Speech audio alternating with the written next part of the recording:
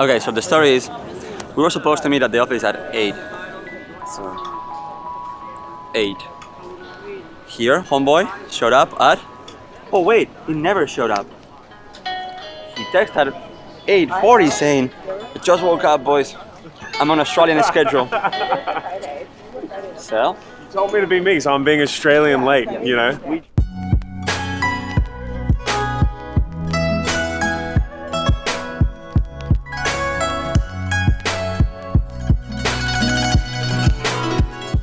I'm Scott Kennedy, my in-game name is Custa, and I'm a support player for LA Valiant. I love Adelaide, Australia, where I live, where I grew up. Nothing ever tops home, at least in my experience. StarCraft is like the first esport that I think really like drew me to esports. I thought, you know, people playing on stages at a live arenas, that was like such a cool thing that people do. When Overwatch came out, I was like, I could definitely do this if I really put the time in. So I'm like 21, 22 at this point. Everything's been pretty normal in my life. I finished high school, I went to university, did an engineering degree because I'm good at math. Never really fell in love with it. And then, you know, I ended up breaking up with my girlfriend. Things sort of changed, you want to do something different. So I ended up traveling to Toronto and catching up with some friends that I used to play video games with. A friend's brother that I met, he was moving to Vancouver and he wanted a roommate. And he said, if you ever want to move to Vancouver, you can stay with me. So I went back to Australia, started my engineering degree again. I was like, yeah, okay, maybe we'll give this another try. Maybe I'll get back into it.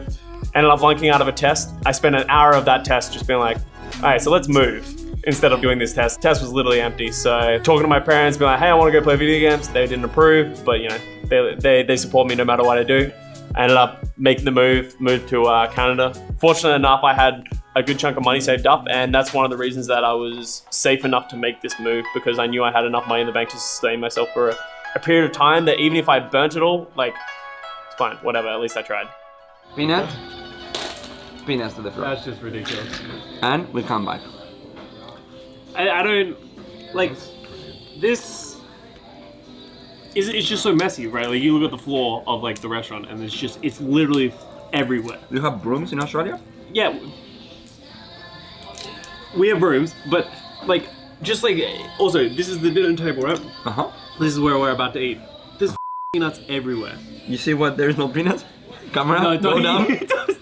Yeah, I feel bad even watching you do this, even though this is like... Oh no, there are no peanuts in the table anymore. That hurts me to watch what you do. All right. I've been bartending ever since I was 18. Bartending was the first job that I ever had. You know, my mom was very adamant about, you get a job so that you can support yourself, so therefore you can grow as a person. I learned so much. I used to be very shy. You know, I played video games for most of my life. Of course, I was really shy, but that sort of has to get you out of your shell, right? You have to talk to a lot of people. You got to talk to strangers. That job was an eye-opening experience, but it also saved me like a ton of money.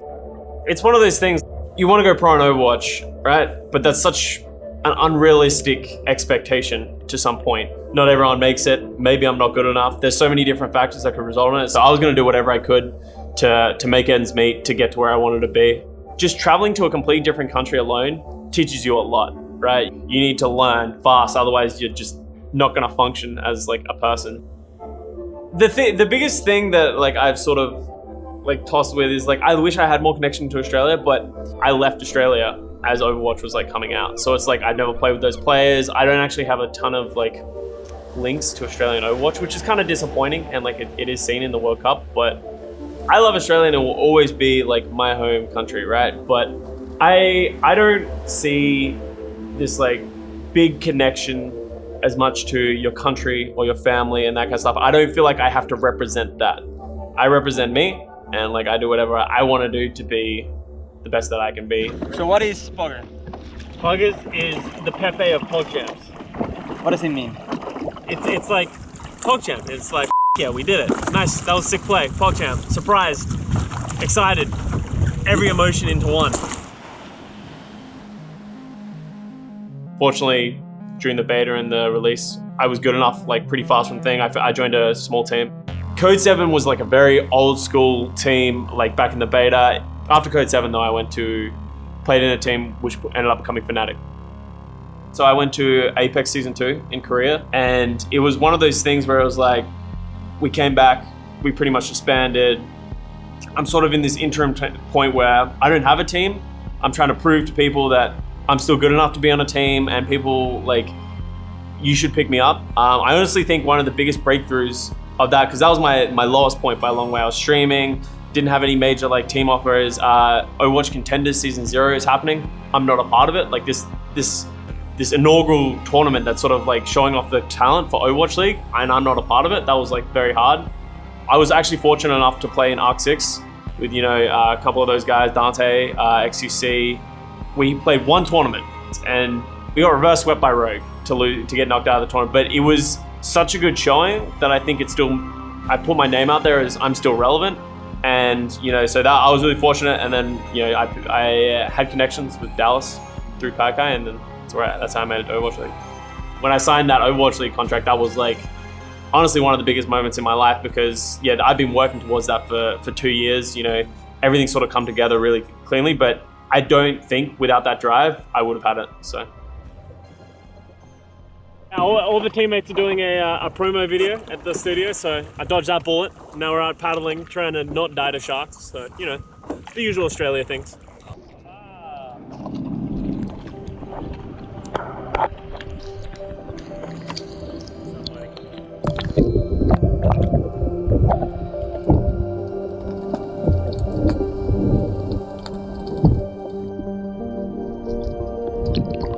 After stage 2, we finished stage 2. I'm getting ready for stage 3 with Dallas, and I get a call from Kai, and he goes, "We have an offer from Valiant that they want to trade Unco for you. They only want you. We tried things, but they want you. We want you in our team, but we want Unco. So we're going to give you this decision. Don't feel bad if you say no, you don't want to go. Don't say anything. It's 100% on you. Do you want to go?" And I sort of, you know, it's hard to hear at first, right? When you have, you know, this team that you've given every to for the last two stages, and they're like, "We're willing to give you up." And so that was sort of like a bit of a kick in the teeth, even though like how supportive they were and they gave me the decision. I don't have a ton of time to decide as well, right? So it's like, just ended stage 2. They're like, "We need a decision in the next couple of days because, you know, things need to start moving because you both need to start stage 3 and contracts need to be through." But I think the most important thing that like sort of opened my eyes was I had a lot of issues within Dallas, and I was like, these are the things that I would change if I was to fix Dallas and like find some problems. And then, you know, Valiant's bring me in, they're like, "We've had the same issues and we're making those changes. And we want this team to be better, where we're making these adjustments. We want this team to be the best that we can be, and we're going in this direction." And I completely agreed in the vision. There was a clear role for me in the team, which is like important, right? As a player, when in Dallas I was kind of lost, but Valiant, they're like, "Here's what we want you to do." Everyone came in super positive, which was nice. Like, you know, we had myself, Space, and Bunny, like all sort of coming into the team. Everyone was like super accommodating. Everyone was like really understanding of like, hey, we're getting used to this. At the end of the day, it became a really easy choice. Like, it was always going to be a positive move, even if, you know, we didn't have this amazing stage that we did. So, but honestly, everything's better than I could have even dreamed. So, I think the biggest realization that I had is like, this is not an easy job. Go back to when I was StarCraft 2, I was watching all the glitz and glamour. Like, you don't see that these guys practice 12 hours a day at home and that kind of stuff. And that didn't really sink into me when people told me like, these guys practice all day, every day. That didn't really sink in when I was think about it. You're playing for 12 hours a day, whether you want to or you don't want to. So if you really want to pursue this like career path, make sure this is something that you really want to do. And I think me as an example, life experience is so valuable. Being pro is not about how good you are at playing the game. It's how you function on a team. It's how you react to losses, how dedicated you are to putting in the time. And those are not easy things to learn. And you're gonna fall down going for those. So. One more time for the greatest Australian in Overwatch history, the great Custa. Mum used to say, you know, stop playing video games, but yeah, here we are. So.